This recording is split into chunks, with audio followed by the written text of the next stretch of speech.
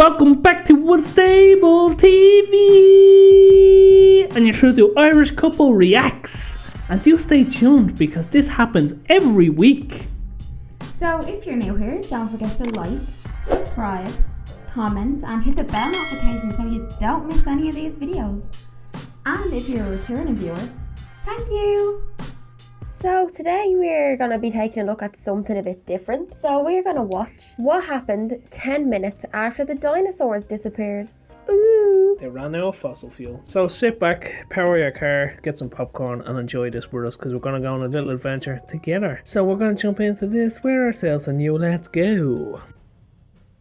And here you are, on Earth, 66 million years ago. It's one of the warmest where you periods live. in the planet's You live history. there. There are no ice There's caps our yet. house. Everything is lush and green. Really? Dinosaurs roam There's no the ice earth. caps yet. Massive sauropods peacefully chew on flowering plants and trees, their young ones following closely by their side.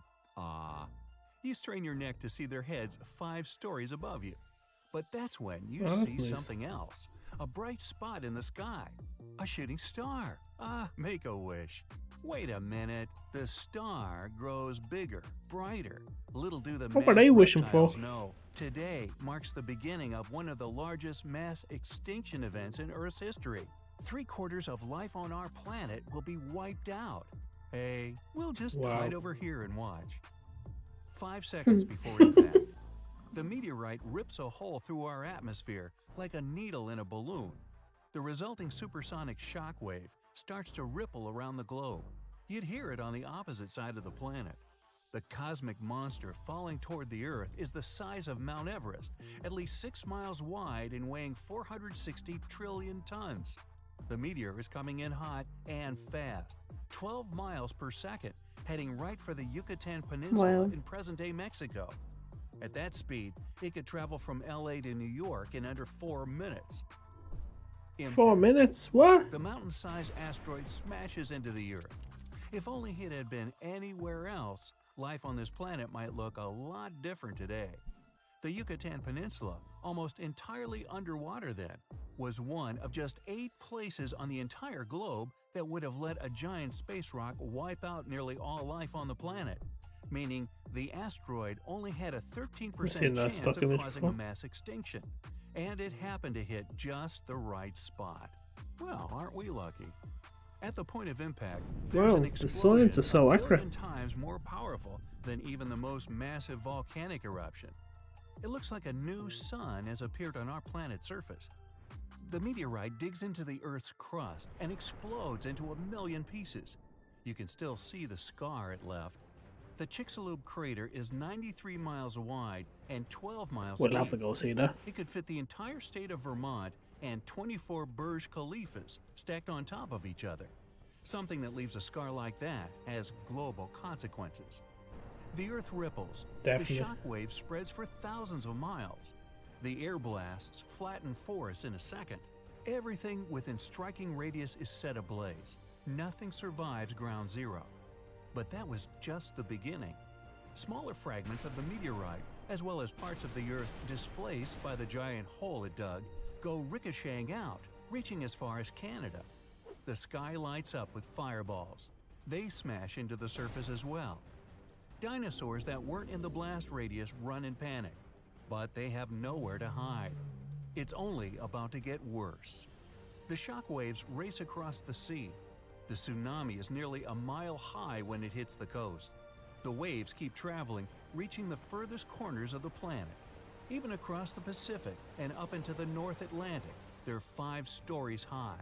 They wash away everything in their path. Besides the raging fires and skyscraper-sized tsunamis, the Earth is shaking from the worst earthquakes in history. A planet Look, what would lush you and do? teeming with life Die. a few minutes ago was turned into a nightmarish place. But this was only phase 1. 5 minutes after impact, small rocks, dust, and ash rise high up into the atmosphere. These objects heat up and melt. They turn into hot lava that begins to fall to the ground like burning rain. 10 hours after impact, fires continue to engulf everything in their path.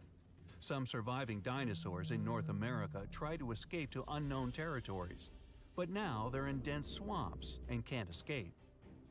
1 month after impact, 15 trillion tons, 2.5 million times the weight of the Great Pyramid of Giza.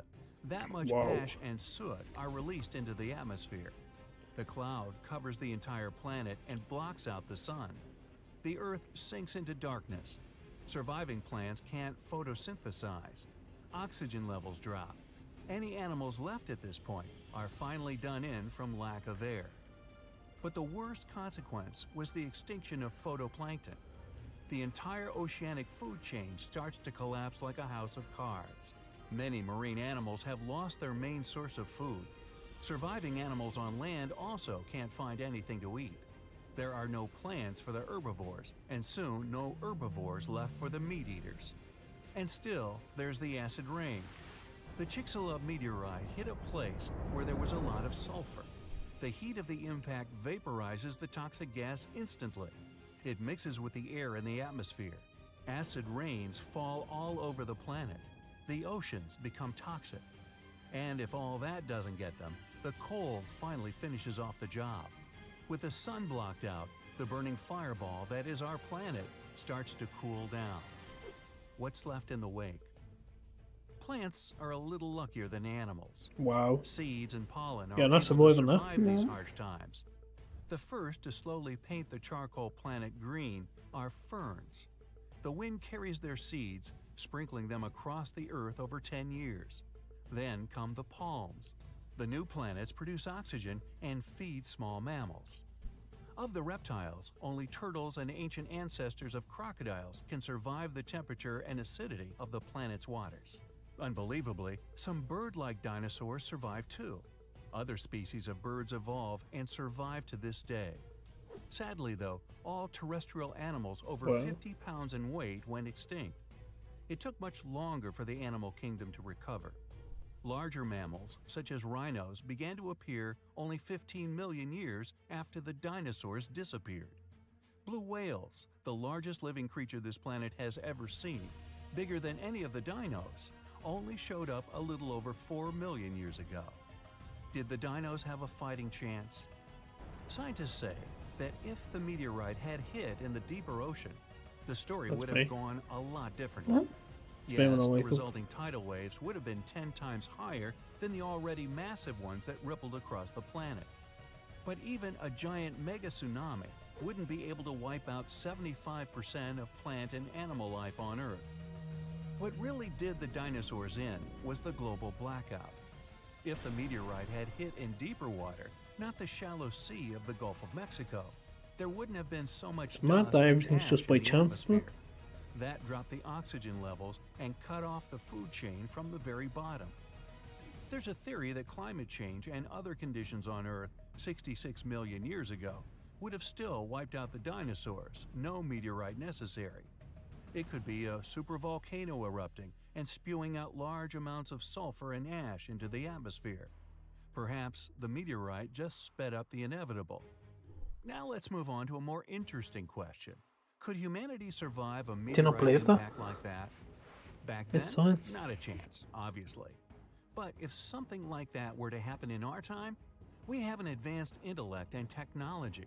We've filled the cosmos with probes and satellites, so we know about any possible meteors headed straight our way.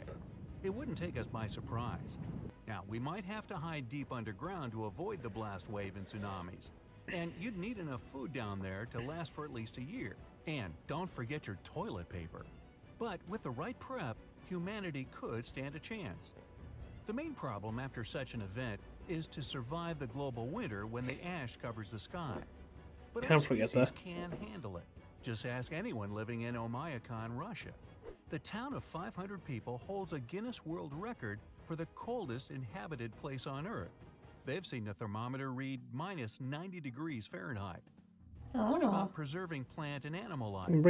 Our species has been working on that for a long time. There's a World Seed storage facility on Svalbard Island. It's about 40 stories underground and can hold over 2 billion samples. The location was chosen because of the permafrost climate and low tectonic activity.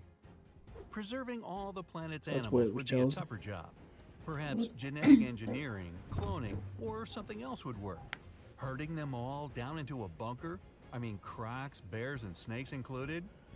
I think I'd rather try my luck above ground, thank you. First off, a very big shout out to the original content creator. Make sure you do go give them a like and subscribe and check them out. Big shout out to us for picking this one.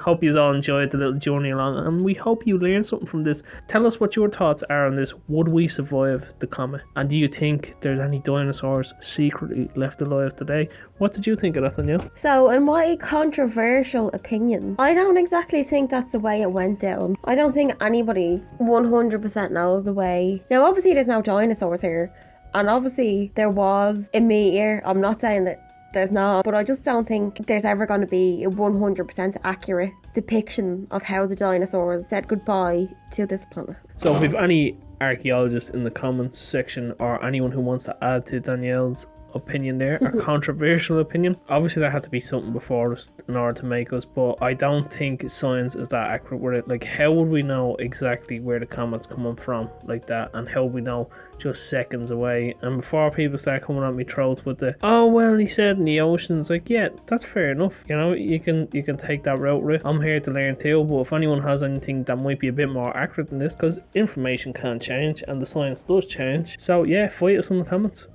No, but in all seriousness, what do you guys think? Do you think this is accurate? Do you think that's how it went down, or do you think there's other theories out there that could explain better? And if the dinosaurs were here, would you have a pet dinosaur? Because I think I would. I probably wouldn't be alive after having one, but I would like one anyway. Was he saying in that if it would have been worse for the planet as a whole if the meteor had hit the middle of the ocean? Is that what he said? From what I gather and can remember, he said basically that it wouldn't have wiped out 75% of the life on the planet if it had a hit slightly off, but because it hit where it hit, it took out majority of the life on the planet, as far as I can remember. Either way, it's good now that we have all this technology that it's good now that people have come up with this technology, because I have not, that they can see if there's anything coming close to Earth and maybe come up with a way of stopping it. Hopefully not like the movie Don't Look Up, because no, hopefully we can actually stop it if it happens, because that wouldn't be very nice. What you're saying there, like, I think I sleep better at night knowing that we have that type of technology calculating the distance of meteors coming through space or comets, and they have some type of defense for the Earth. You know, there is natural disasters we have to watch out for, so at least we know we can still survive underground with our extra ply toilet paper if we are ever stuck in the future. And a big shout out to the turtles, because by the sounds of things, they saved the planet. Shout out to the turtles and the wind for practically carrying the whole extinction back to where it is now. And big shout out to ferns for bringing the world back to its greenery. I thought all of the dinosaurs were wiped out, like 100% of them were wiped out, not 75%. Yeah, I thought, I didn't realise pterodactyl type dinosaurs survived and the dodos survived as well. Because they're like, are they not like an evolution of dinosaurs? So let us know your thoughts down below, what you guys think, and if there's any other videos you want us to check out on this, or maybe if any other type of extinction type videos that will be educational for everyone watching and yourselves, let us know in the comments down below. And we will chop ourselves out of this. So as always, you are the beautiful people of YouTube, and we have been Unstable TV. So drop a comment below and let us know what you thought of this reaction video. And if you have any suggestions for us to do, let us know too. And as always, we will see you in the next one. Bye.